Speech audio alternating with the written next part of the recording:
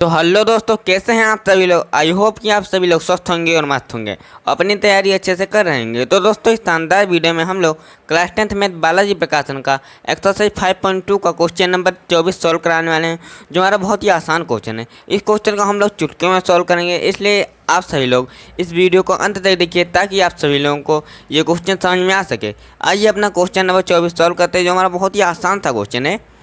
तो इस क्वेश्चन को सॉल्व करने के लिए इस क्वेश्चन में हम देखते हैं क्या कह रहा है हमारा क्वेश्चन। तो हमारा क्वेश्चन बहुत ही छोटा और आसान सा क्वेश्चन है। इस क्वेश्चन में हमें कह रहा है एक समांतर श्रेणी का पहला पद, एक समांतर श्रेणी का पहला पद तथा लास्ट वाला पद यानी कि अंतिम पद। लास्ट वाला पद हमारा 49 दिया गया है, पहला पद हमारा 7 दिया गया है। इसके सभी पदों का योग यानी कि समांतर श्रेणी में हमारे जितने पद होते हैं उन सभी पदों का योग हमारा 420 दिया गया है, बहुत ही आसानी से। तो इसका समानांतर ज्ञात कीजिए। इस क्वेश्चन को बहुत ही आसानी से हम लोग चुटकियों में सॉल्व करेंगे। आइए अपना क्वेश्चन में जो दिया गया है सबसे पहले लिख लेते हैं। इस क्वेश्चन में हमें दिया गया है पहला पद तथा अंतिम पद। ए बराबर हो जाएगा, हमारा पहला पद दिया गया है 7, ए बराबर हमारा 7 हो जाएगा। एल यानी कि लास्ट वाला पद हमारा 49 हो जाएगा बहुत ही आसानी से। तो हमारा ए का मान 7 आ चुका है, एल का मान हमारा 49 आ चुका है। तो आप लोग समझ सकते हैं कि हमारी समांतर श्रेणी क्या हो जाएगी। ए पी बराबर हो जाएगा पहला पत्ता डैश डैश डैश और लास्ट वाला पद 49। तो हमें ये हमारी समांतर श्रेणी हो जाएगी और हमें इसमें सभी पदों का योग यानी कि एस एन बराबर 420 हो जाएगा। हमारा एस एन बराबर 420 हो जाएगा। यहाँ पे हमें सभी पदों का योग दिया गया है 420, लेकिन हमें ये नहीं पता है कि हमारी समांतर श्रेणी में कुल कितने पद हैं। ये हमारी समांतर श्रेणी है, पहला पद 7 है तथा लास्ट वाला पद हमारा 49 है। इसमें हमें ये नहीं पता है कि हमारी समांतर श्रेणी में कितने पद हैं। पहला और लास्ट वाला पद तो हमें पता चल चुका है, लेकिन इसमें ये नहीं पता कि समांतर श्रेणी में कितने पद हैं।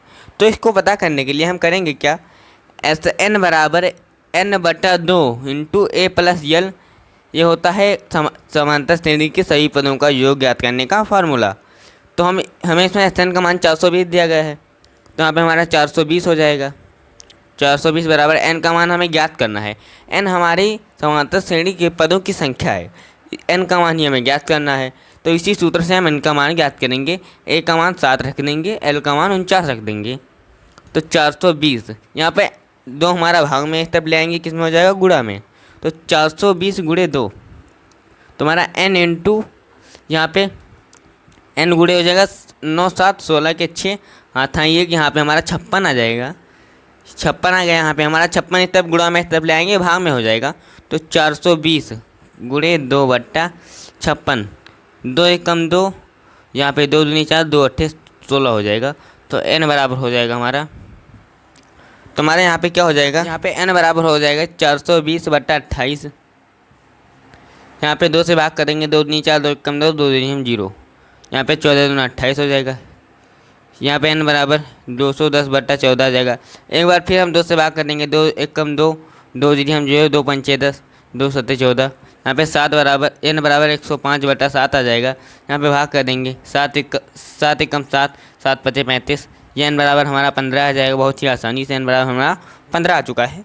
n का मान हमें 15 पता चल चुका है दोस्तों। तो हम करेंगे क्या, यहाँ पर हम फार्मूला लगाएंगे L बराबर a plus n-1 into D. ये हमारा एक फार्मूला होता है। यहाँ पे L हमारा अंतिम वाला पद है, A हमारा पहला पद है। ये सब हमें दिया गया है, हम यहाँ पे ज्ञात करना था सर्वांतर जो हमारा D है, और इसी सूत्र की सहायता से हम सर्वांतर अपना D ज्ञात कर लेंगे। तो L का मान हमें यहाँ पे पता है 49 हो जाएगा। L का मान हमें 49 दिया गया है। A का मान हमारा 7 दिया गया है। n का मान हमने 15 निकाल लिया, 15-1 इंटू डी का मान हमें ज्ञात करना है। तो 49 - 7 हो जाएगा, 7 हमारा प्लस में है, इस तरफ माइनस में हो जाएगा। तो हमारा आ जाएगा 15 में से घटाएंगे 14 डी हो जाएगा हमारा। यहाँ पे हम जब 49 में से 7 घटा देंगे तो हमारा 42 आ जाएगा, 42/14। यहाँ पे हम डी बराबर हो जाएगा हमारा 42/14। तो हमारा डी का मान हो जाएगा 42/14। तो हमारा डी का मान 3 आ जाएगा। डी का मान हमारा 3 आ चुका है, यानी कि हमें इसका सर्वांतर ज्ञात करना है समांतर श्रेणी का। तो हमें सर्वांतर 3 पता चल चुका है। हमारा क्वेश्चन नंबर 24 बहुत ही आसानी से सॉल्व हो चुका है। तो दोस्तों आशा करता हूँ कि आपको सभी लोगों को क्वेश्चन नंबर 24 समझ में आया होगा। तो दोस्तों मिलते हैं अगली वीडियो में, तब तक के लिए धन्यवाद, टाटा बाय बाय।